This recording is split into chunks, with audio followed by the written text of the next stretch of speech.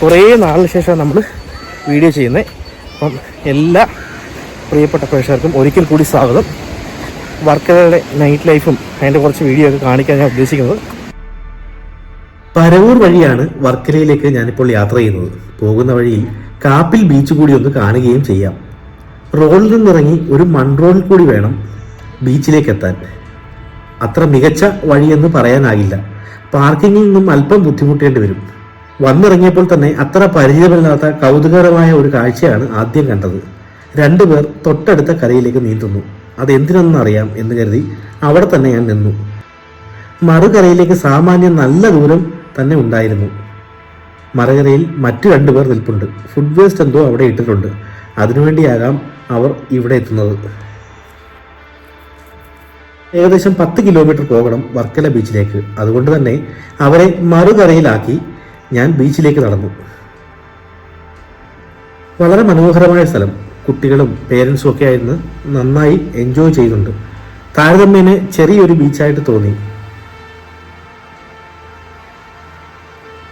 കൂടുതൽ സമയം പാഴാക്കാനില്ലാത്തതിനാൽ ഇവിടെ നിന്ന് എത്രയും വേഗം തന്നെ വർക്കലേക്ക് തിരിക്കണം.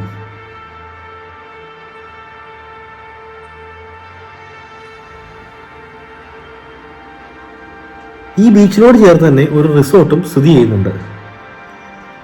കൂടുതൽ സമയം അവിടെ ചെലവഴിക്കേണ്ടി വരും എന്നുള്ളത് കൊണ്ട് തൽക്കാലം കാപ്പിൽ ബീച്ചിനോട് വിട പറഞ്ഞ് വർക്കലയിലേക്ക് പോവുകയാണ്. ബീച്ചിനടുത്തായുള്ള പാർക്കിംഗ് ഫുൾ ആയതോടുകൂടി പോലീസ് 400 മീറ്റർ അപ്പുറത്ത് വാഹനങ്ങൾ തടഞ്ഞു. കാരണം ഞാനിന്ന് വന്ന ദിവസം ഒരു അവധി ദിവസമായിരുന്നു. ഇവിടെ നിന്ന് ബീച്ചിലേക്ക് നടന്നു തന്നെ പോകണം.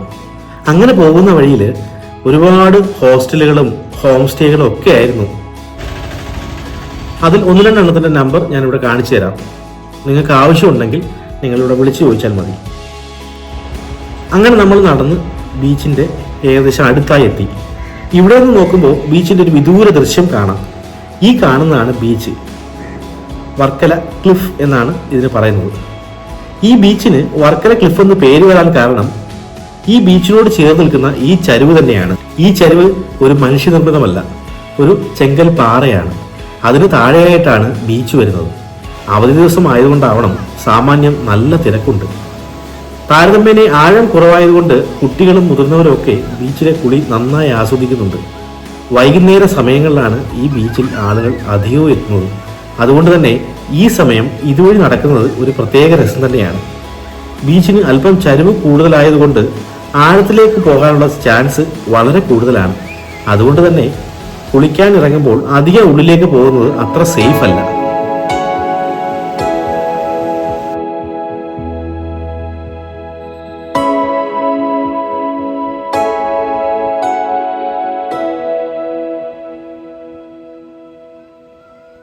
ഈ അടുത്തായാണ് ഇവിടെ ഫ്ലോട്ടിംഗ് ബ്രിഡ്ജ് വന്നത്. അതൊന്ന് കയറണം. ഇനി നമുക്ക് ആ കാഴ്ചകളിലേക്ക് പോകാം.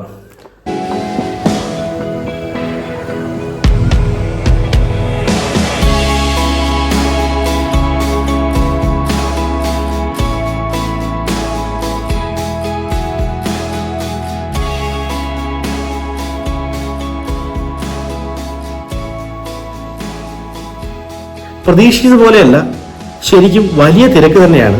ഏകദേശം 30 മിനിറ്റിൽ കൂടുതലെങ്കിലും ക്യൂ നിൽക്കണം. അതുകൊണ്ട് തന്നെ ഇനി ഒരിക്കൽ വരാമെന്ന് കരുതി.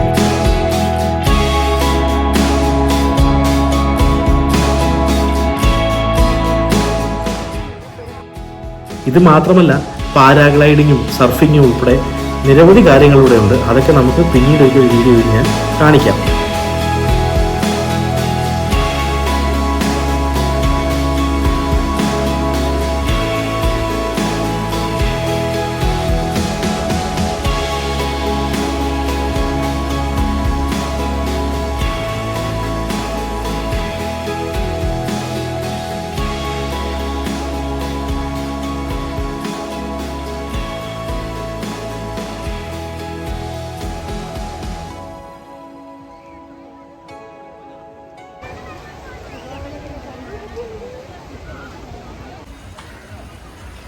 ബീച്ചിനോട് ചേർന്ന് തന്നെ 1-2 റെസ്റ്റോറൻറ്റുകളുണ്ട്.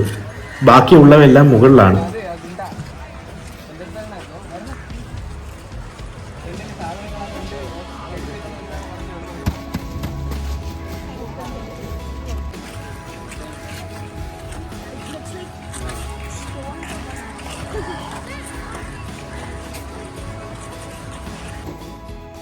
നമ്മൾ നടക്കുന്ന വഴികളിൽ ഫ്രഷ് മീനുകളും വെച്ചിട്ടുണ്ട്.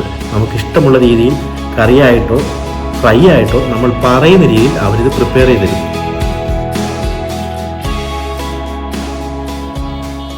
ഒരു ചായ കുടിക്കാം എന്ന് കരുതി ബീച്ചിൻ്റെ സൈഡിലൂടെ നടന്നു. അവിടെ എത്തിയപ്പോഴാണ് ഈ ചായ കുടി രംഗം കാണുന്നത്.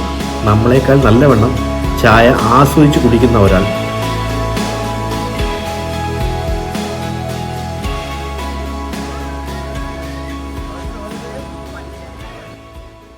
സന്ധ്യ ആയിക്കഴിഞ്ഞാൽ ഇവിടുത്തെ കാഴ്ചകൾ ഒരു പ്രത്യേക വൈബ് തന്നെയാണ്. കാരണം നൈറ്റ് ലൈഫാണ്. ഇവിടെ കൂടുതൽ ആൾക്കാർ വരുന്നത് നൈറ്റിൽ നല്ല രീതിയിൽ ആക്റ്റീവായ ഒരു സ്ഥലം ആയതുകൊണ്ട് തന്നെയാണ്. ഒരുപാട് റെസ്റ്റോറൻറ്റുകളും ഷോപ്പുകളും ഇവിടെ കാണാം. ഫാമിലി ആയിട്ടും ഫ്രണ്ട്സായിട്ടും ഒക്കെ ഇവിടെ വന്നാൽ നമുക്ക് ഒരുപാട് സമയം ഇവിടെ സ്പെൻഡ് ചെയ്യാനുള്ള ഓപ്ഷനുണ്ട്.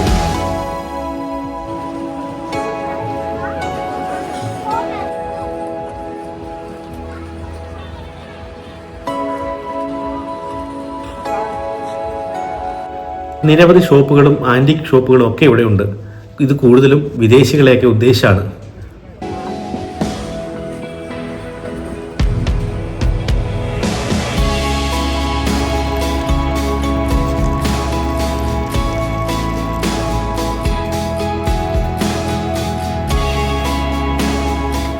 അപ്പോൾ വളരെ ചെറിയൊരു വീഡിയോ എന്നറിയാം, എന്നാലും വർക്കല ബീച്ചിൻ്റെ കുറച്ച് ഭാഗങ്ങളൊക്കെ കാണിച്ചു തരാൻ പറ്റിയതാണ് എൻ്റെ വിശ്വാസം. പുതിയൊരു വീഡിയോ ആയിട്ട് കാണുന്നവരെ സൈനിങ് ഓഫ് ഹരിദേവ്.